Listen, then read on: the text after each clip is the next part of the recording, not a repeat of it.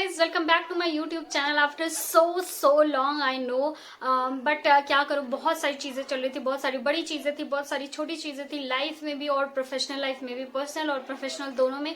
तो इस वजह से मैं वीडियो रिकॉर्ड नहीं कर पा रही थी और अपलोड नहीं कर पा रही थी, और आपके जो क्वेश्चन है उनका जवाब नहीं दे पा रही थी, कॉमेंट्स का रिप्लाई नहीं कर पा रही थी, टेलीग्राम पे नहीं आ पा रही थी। बट अब सब कुछ फिर से रिज्यूम होने वाला है, तो अभी सब कुछ चलेगा। टेलीग्राम पे भी मैं आऊंगी, आपको कमेंट्स के रिप्लाई भी मिलेंगे, और यूट्यूब पे भी आपको सारे वीडियोस टाइम से मिलने वाले हैं। तो आज हम बात करेंगे शॉर्ट हैंड के स्किल टेस्ट की। जैसे कि आपने देखा होगा, आपको पता होगा कि 2019 का जो स्किल टेस्ट का डेट है वो आ चुका है, अक्टूबर में होगा, और आपके पास सीधे सीधे 2 मंथ्स हैं इसको तैयारी करने के लिए। तो काफी अच्छा समय है। अगर आपकी स्पीड भी अभी नहीं बन पाई है तो वो भी बन जाएगी, और आपको क्या क्या इस दौरान करना चाहिए, क्या क्या बातों का ध्यान रखना चाहिए, क्या क्या नहीं करना चाहिए, उस सब के बारे में मैं बात करूंगी आज आपसे। इसके साथ ही मैं बात करूंगी अपनी रूटीन के बारे में, क्योंकि इससे आप बहुत कुछ सीख सकते हैं कि कैसे मैंने क्या क्या किया और क्या क्या गलतियां की, क्या क्या अच्छाइयां की, तो जिससे आपको काफी ज्यादा हेल्प होगी। तो ये वीडियो शुरू करते हैं। सबसे पहले तो मेरे पास 2 महीने जैसा लंबा समय नहीं था मेरे पास। जब मुझे पता चला था कि मेरा एग्जाम होने वाला है, मतलब स्किल टेस्ट आने वाला है, और मैंने रिटन क्वालिफाई कर लिया है, तो उसके बीच में 20 या 25 दिन का समय था। तो इतना ही समय था, और तब मेरी स्पीड थी 60 to 65 पर वर्ड पर मिनट, और जो मेरा टारगेट था वो था 90, 100 या 110 वर्ड पर मिनट। तो लंबा टारगेट था, और इसकी वजह से मेरा जो रूटीन था वो भी काफी हेक्टिक था, क्योंकि मेरे पास इतना समय भी नहीं था। मेरी रूटीन में क्या था एक्चुअली, मैं 7 बजे यानी सुबह 7 बजे 7 AM मैं कोचिंग को चली जाती थी, और 1 बजे तक यानी कि दोपहर के 1 बजे तक मैं वहीं पर रहती थी। अब इसमें मेजर पार्ट क्या होता था, मतलब कैसे मैं लिखती थी।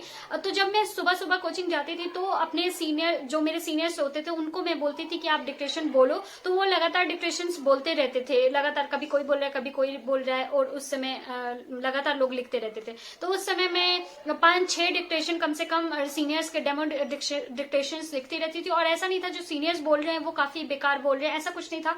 बहुत ही अच्छा बोलते थे, लगभग सर की ही तरह बोलते थे, लेकिन फिर भी हम लोग उसको डेमो मानकर चलते थे। उसको आपको लिखना है तो लिखो, नहीं लिखना है तो मत लिखो। उसमें इस पूरे पीरियड में 2 डिक्टेशन बहुत ही ज्यादा इंपॉर्टेंट थे, जो मेरी तैयारी के लिए बहुत ज्यादा इंपॉर्टेंट थे। वो दोनों डिक्टेशन मुझे सर ही बोलते थे, और पहला जो होता था वो एक अनसीन होता था, और दूसरा सीन पैसेज होता था। वो दोनों ही 10-10 मिनट के होते थे।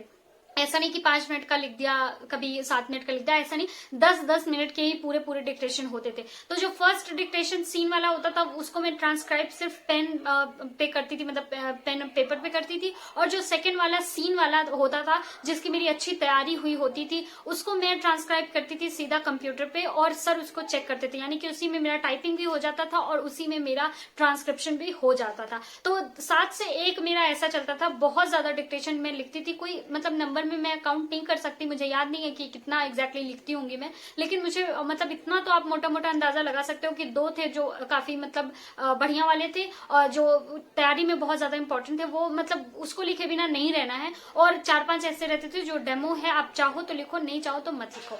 अब 1 से 4 के बीच में मेरा ब्रेक होता था। उस समय मैं घर जाती थी, उसी समय मुझे खाना खाना होता था। अगर मुझे सोना है तो उसी समय सोना होता था। अगर मुझे कुछ भी अपने एंटरटेनमेंट के लिए करना है तो वो करना होता था। मतलब इन 3 घंटों में मुझे सब कुछ करना होता था, और 4 बजे वापस से मुझे कोचिंग में पहुंचना है। तो ये काफी हेक्टिक होता था। और मैंने एक अपने जो पूरी स्टोरी बताई है स्किल टेस्ट प्रिपरेशन की, उसमें मैंने बताया कि मैं कभी कभार सो जाती थी, और सर इतना गुस्सा होते थे कि मतलब मुझे कॉल कर करके बहुत डांटते थे और फिर वापस बुलाते थे। तो बहुत हेक्टिक होता था, इस वजह से मैं सो जाती थी। लेकिन ठीक है, वो सारी चीजें जो मैंने मेहनत करी थी वो रंग लाई ही।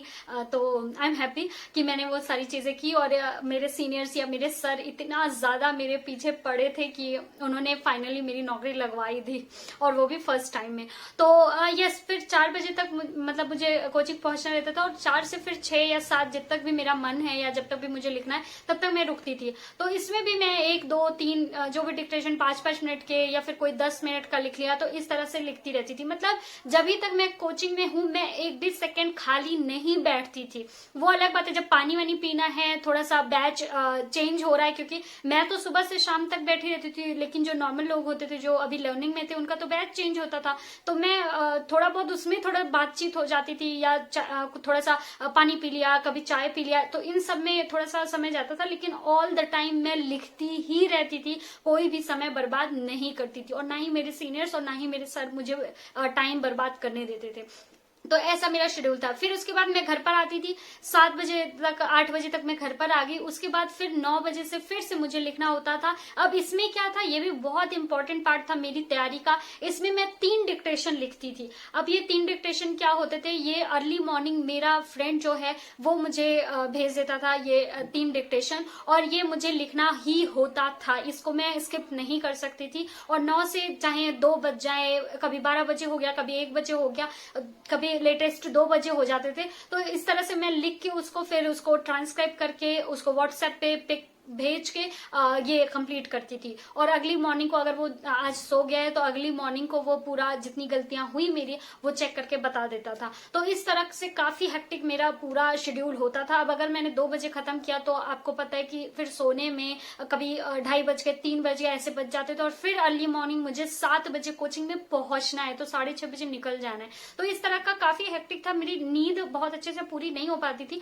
लेकिन ये चीज आप मत करना, मतलब ये मेरी गलती थी, ये आप मत करना। मेरे लिए 20-25 दिन ही थे तो फिर ठीक है, वो ज्यादा बॉडी पे असर भी नहीं पड़ा, और मेरी इतनी नींद भी नहीं है, मेरी 6 घंटे की नींद पूरी होती है, तो मेरे लिए वो ठीक ठाक था, मुझे कोई प्रॉब्लम नहीं हुई। लेकिन आप ऐसा मत करना बिल्कुल भी कि अगर आप 7-8 घंटे सोते हो तो अचानक से 3 घंटे 4 घंटे 5 घंटे मत सोने लगना, वरना आपका एग्जाम में ये असर बहुत तगड़ा दिखने वाला है। तो अब बात करते हैं कि कौन से लोग इसकी तैयारी करें, मतलब कि जिनका क्वालिफाई हो गया है उनमें से कितने कट ऑफ को या फिर कितने मार्क्स वाले लोगों को इसकी जो स्किल टेस्ट की इस तरह से तैयारी करनी चाहिए कि इसके अलावा और कुछ भी उनको नहीं देखना है। तो देखिए जो ग्रेड डी का कट ऑफ आया है वो आया है 134.5 शायद यूआर का, इतना ही आया है। तो अगर आप यूआर में है, मतलब अनरिजर्व कैटेगरी में है, तो इससे आपके 5-6 नंबर ज्यादा हैं, तो फिर आपको तैयारी करनी चाहिए बिल्कुल ही बहुत ही ज्यादा अच्छे से। और अगर अदर कैटेगरी से हैं आप तो अपनी सीट्स के हिसाब से आप 5-6 नंबर 7 नंबर ऐसे बढ़ा घटा सकते हैं। तो मेनली मैं बताऊंगी कि अगर आप ग्रेड डी की में मतलब क्वालिफाई हुए हैं तो फिर आपको 5-6 नंबर अगर आपके ज्यादा हैं तो फिर आपको तैयारी करनी चाहिए। लेकिन ग्रेड सी वाले वो चाहे बिल्कुल एड्ज पे पास हुए हो, चाहे कट ऑफ के बराबर ही उनके नंबर रहे हो, आपको बहुत अच्छे से तैयारी करनी है, क्योंकि ग्रेड सी का जो स्किल टेस्ट होता है उसको पास करना कोई भी आम बात नहीं है, बहुत ही ज्यादा टफ होता है, वो बहुत ही कम समय भी होता है और ज्यादा स्पीड होती है, तो उसमें काफी कम टाइम आपको मिलता है और ये सारे लोग पास नहीं कर पाते हैं। इस वजह से अगर आप कट ऑफ पे भी पास किए हैं ये रिटन टेस्ट तो भी आपको अपना जी जान लगा देना है, क्या पता आपके जो आगे लोग हैं उनका जो स्किल टेस्ट है वो उतना अच्छा नहीं हो पाए और आप उसमें बाजी मार जाइए। अब फाइनल बात करते हैं कि ये इस प्रिपरेशन में जो 2 महीने का समय है इसमें आपको क्या क्या बातें ध्यान रखनी है। तो सबसे पहले तो एक बात आपको ध्यान रखनी है कि अगर आपको 80 की स्पीड चाहिए, मतलब कि अगर आपका जो एग्जाम है टेस्ट है वो 80 की स्पीड में होने वाला है, तो यहाँ पर आपकी स्पीड 100 तक तो होनी चाहिए, 90 या 100 तक तो आपकी स्पीड होनी ही चाहिए, क्योंकि एग्जाम का जो प्रेशर होता है वो अलग होता है। वहां पे एक बार जो चीजें आपको बोल दी गई वापस नहीं बोली जाएंगी, एक बार जो गलती आपसे हो गई वो वापस ठीक नहीं की जा सकती, और बहुत ज्यादा डिस्टर्बेंस भी होता है क्योंकि बहुत सारे लोग होते हैं, आपके आसपास भी बहुत सारे लोग होते हैं, और कुछ लोग ऐसे भी होते हैं जिनको खुद तो पास नहीं करना होता, उनको पता होता है कि उनका नहीं पास हो पाएगा, तो वो दूसरों को डिस्टर्ब करने के लिए ही आए होते हैं, तो उनसे भी आपको बचना होता है। इस वजह से अगर आपकी स्पीड 90, 100, 110 है तब आप वहां पे जाके 80 की स्पीड लिख पाएंगे, तो इस बात का हमेशा ध्यान रखिए। अगर आपको 100 की स्पीड चाहिए तो आपकी स्पीड 110, 120 तक होनी चाहिए, जिससे आप आराम से 100 की स्पीड स्पीड लिख पाइए। सेकंड जो इंपॉर्टेंट बात है, फिर से मैं कहूंगी प्रॉपर स्लीप बहुत ज्यादा जरूरी है, इसको अंडर एस्टिमेट मत कीजिएगा।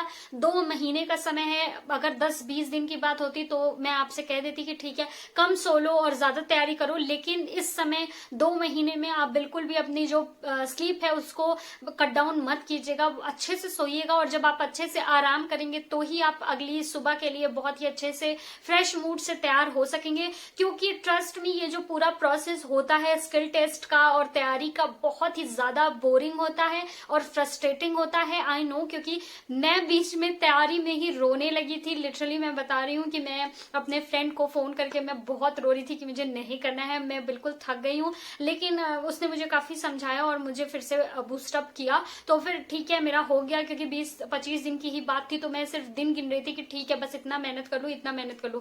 तो आई नो कि बहुत ज्यादा हेक्टिक होता है, इस वजह से आप ऐसा मत करना कि आप प्रॉपर स्लीप नहीं ले रहे हो, इससे चिड़चिड़ापन आपको आएगा और आप तैयारी बीच में ही छोड़ सकते हो, जिससे आपका बहुत लंबा नुकसान हो जाएगा। थर्ड जो बात है वो है बी केयरफुल, क्योंकि प्रॉपर स्लीप ही जरूरी नहीं है बल्कि आपका केयरफुल भी रहना जरूरी है आपके हेल्थ के लिए, आपके ओवरऑल बॉडी की वजह से, मतलब के लिए भी। क्योंकि मैं खुद का एक्सपीरियंस बताऊं, जिस दिन मेरा एग्जाम था उसी दिन मेरा एक्सीडेंट हो गया था, जो कि मेरे लिए ड्रॉबैक हो सकता था कि उस दिन मैं एग्जाम नहीं दे पाती, ऐसा भी सिचुएशन आ गया था। लेकिन वो तो मतलब भगवान की मर्जी थी कि मैं जाकर एग्जाम दे पाई। बहुत दर्द था मुझे, फिर भी मैं एग्जाम दे पाई और ठीक ठाक नंबर आ गए मेरे, जिससे मेरा क्वालिफाई हो गया। लेकिन आप नहीं जानते हो कि क्या चीजें, क्या अनहोनी हो जाए आपके साथ और उसके बाद आप एग्जाम भी ना दे पाओ। तो हमेशा केयरफुल रहिए। ऐसा नहीं कि आप कभी बाइक नहीं चलाते तो बाइक चलाना स्टार्ट कर दिया, साइकिल चलाना स्टार्ट कर दिया। मतलब मैं एक एग्जांपल दे रही हूँ कि ऐसा कुछ नया मत कीजिए जिससे आपकी हेल्थ को या फिर आपकी बॉडी को कुछ भी इंजरी होती है,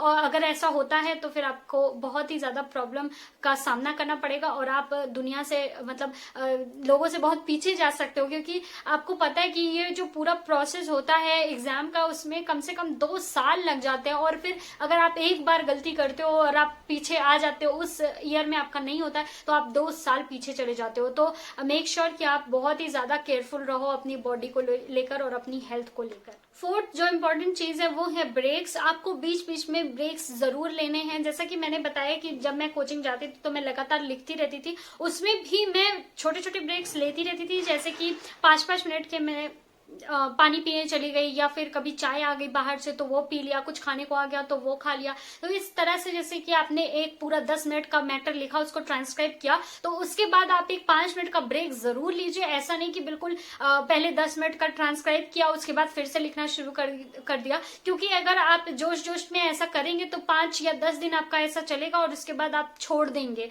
ये पूरा जो प्रेपरेशन है। तो इस वजह से आपको बोर नहीं होना है उससे, आप ब्रेक लेते रहिए, जिससे आपका जो जोश है वो बना रहना चाहिए। फिफ्थ जो इम्पोर्टेंट चीज है वो ये है कि आपको कम से कम एक जो मैटर है वो आपको कंप्यूटर पर टाइप जरूर करना है।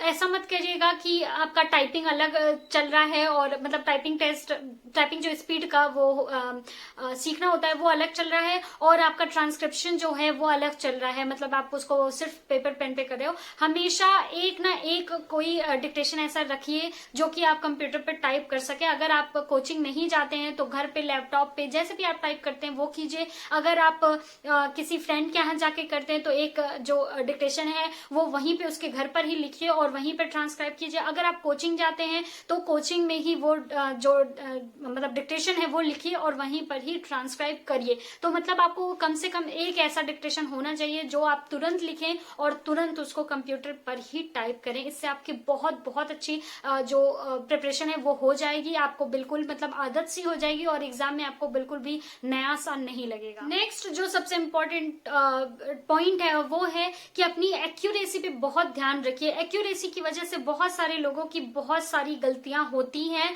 और बहुत सारे लोग क्या करते हैं कि एक्यूरेसी को उतना महत्व नहीं देते। वो क्या करते हैं, स्पीड को महत्व देते हैं। वो सोचते हैं कि ठीक है मैं 100 पे लिख ले रहा हूँ, मैं 110 पे लिख ले रहा हूँ, 120 पे लिख ले रहा हूँ, लेकिन उसका कोई भी इंपॉर्टेंस नहीं है अगर आपकी एक्यूरेसी ठीक नहीं है। अगर आपकी 110 में 120 की स्पीड स्पीड में 25 और 30 गलतियां निकल रही हैं तो दिस इज नॉट वर्थ। अगर आपका जो स्पीड है वो 80 है लेकिन आपकी 3-4 गलतियां निकल रही हैं तो ये ज्यादा अच्छा है। इसी हिसाब से आपको लेकर चलना है। एक्यूरेसी का हमेशा ध्यान रखिए, जो भी कुछ भी आप लिख रहे हैं उसका ध्यान रखिए कि आप अच्छे से लिखे बजाय कि सारा लिख लीजिए, ठीक है। तो अगर आपको स्पीड थोड़ा स्लो भी करना है तो स्लो रखिए, लेकिन आप एकदम परफेक्ट लिखिए ताकि आपकी एक्यूरेसी बनी रहे। नेक्स्ट जो पॉइंट है वो है पेन या पेंसिल को लेकर कंफ्यूजन। तो अभी अगर आपको कंफ्यूजन है तो तैयारी के दौरान ही चूज कर लीजिए कि आपको पेन से लिखना है या फिर पेंसिल से लिखना है। तैयारी के दौरान भी आप पेन या पेंसिल जो भी आपने चूज किया है उसी से लिखिए और उसी से अपने एग्जाम्स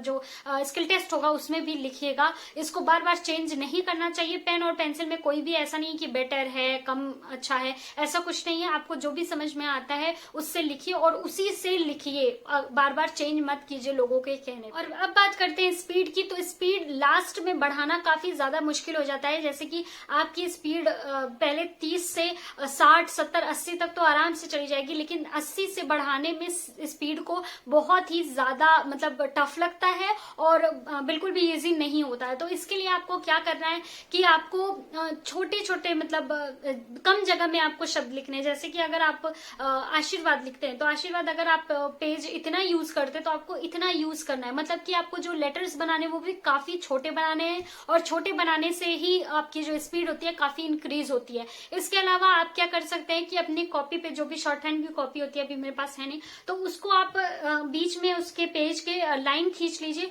और फिर ऐसे से एक मतलब इस पोर्शन में लिखिए। मतलब आई होप कि आप समझ पा रहे होंगे। जो आपकी नोट्स है उसमें ये जो पेज है इसके बीच में बिल्कुल एक लाइन खींचिए और फिर पहले ये पार्ट यूज कीजिए लेफ्ट वाला और उसके बाद राइट वाला पार्ट यूज कीजिए। इससे क्या होता है कि आपको बार बार मतलब इतना लंबा नहीं लिखना होता और लंबा लिखने के बाद आपको यहाँ पर आने में जो समय लगता है वो नहीं लगता है। अगर आपके पास कम जगह है तो आप लगातार उसमें लिखते रहेंगे और इससे ये भी बेनिफिट होता है कि आपका जो मैं जो बता रही हूँ कि वर्ड जो है आपको वो कम स्पेस में लिखना है वो भी हो जाता है। तो आपको कम स्पेस में लिखने की आदत पड़ जाएगी और इससे आपकी स्पीड काफी ज्यादा इंक्रीज होगी।